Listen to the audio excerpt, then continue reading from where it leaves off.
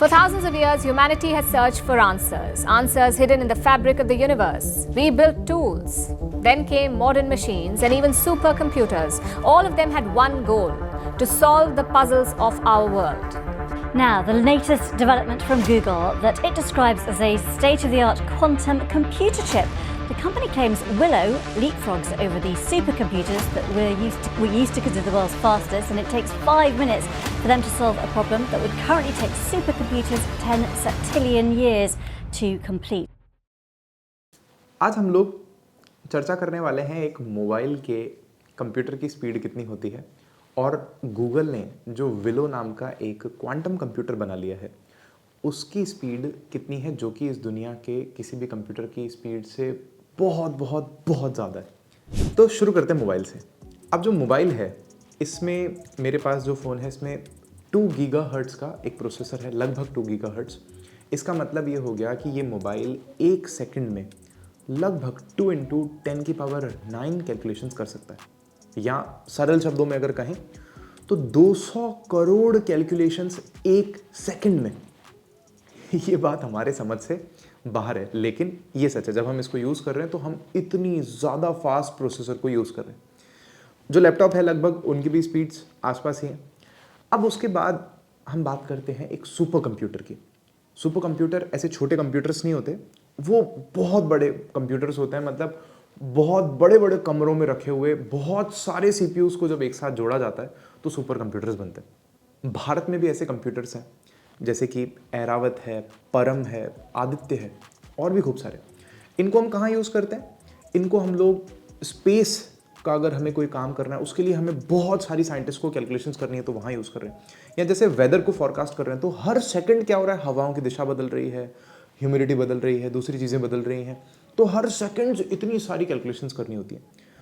अब अगर हम थोड़ा सा समझना चाहें कि कंप्यूटर्स करते क्या हैं तो आप ऐसे समझ सकते हो, जैसे मान लीजिए कि कोई एक कोड है। जैसे मान लीजिए आपके फ़ोन का एक पासवर्ड है, तो फ़ोन का एक पासवर्ड है। मान लीजिए आपने पासवर्ड रखा, आपका नाम है रवि, आपने लिखा @ और आपने लिखा 1468, ऐसा एक आपने पासवर्ड बना दिया।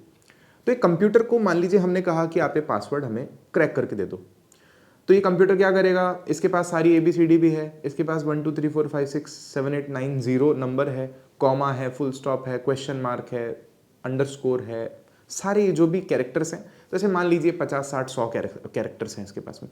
तो क्या करेगा? मान लो A से शुरू करेगा, तो पहले पासवर्ड कोशिश करेगा, A लगा के देखेगा, नहीं होगा, फिर AA लगा के देखेगा, फिर नहीं होगा, AAA लगा के देखेगा, फिर नहीं होगा।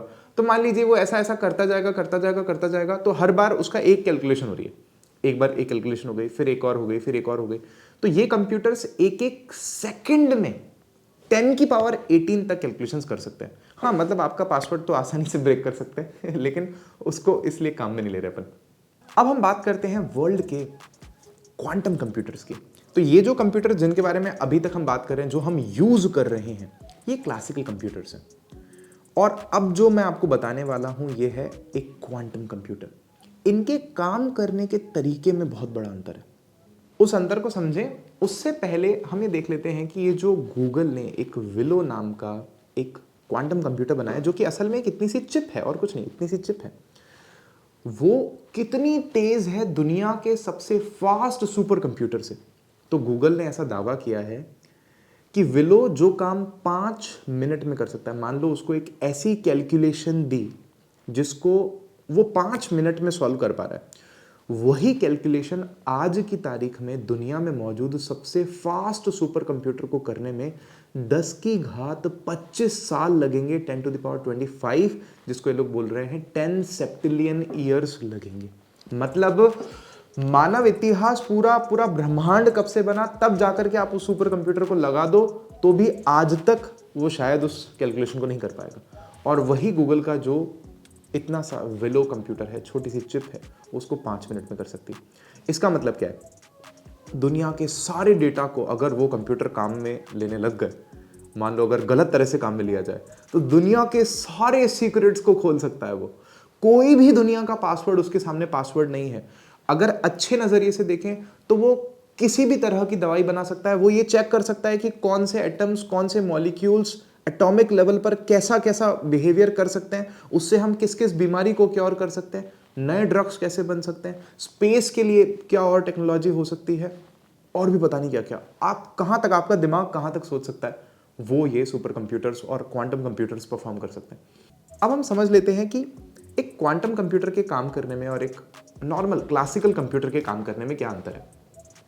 तो आप समझिए, जैसे हमारे पास में एक, मान लीजिए एक भूल भुलैया है, जैसे बचपन में हम खेलते थे, वो पेन से ऐसे भरते थे, रास्ता दिखाते थे।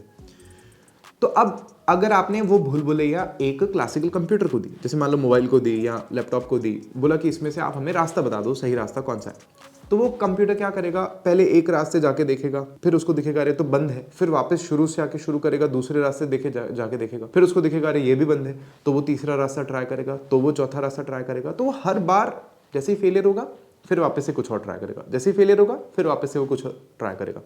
लेकिन एक क्वांटम कंप्यूटर ऐसे काम नहीं करता। एक क्वांटम कंप्यूटर को जैसे ही आप वो प्रॉब्लम दोगे, वो भूल भुलैया दोगे, वो एक ही साथ सारे रास्तों पे चला जाएगा। वो क्वांटम कंप्यूटर अपनी एक ही कोशिश में आपको आंसर बता देगा, क्योंकि वो सारे रास्तों पर एक ही बार चला जाएगा। अब जैसे समझो, ये क्वांटम शब्द आया कहां से, तो हम लोग केमिस्ट्री में, फिजिक्स में पढ़े हैं, हम लोग परमाणु का मॉडल पढ़ते हैं, मॉडल ऑफ एन एटम।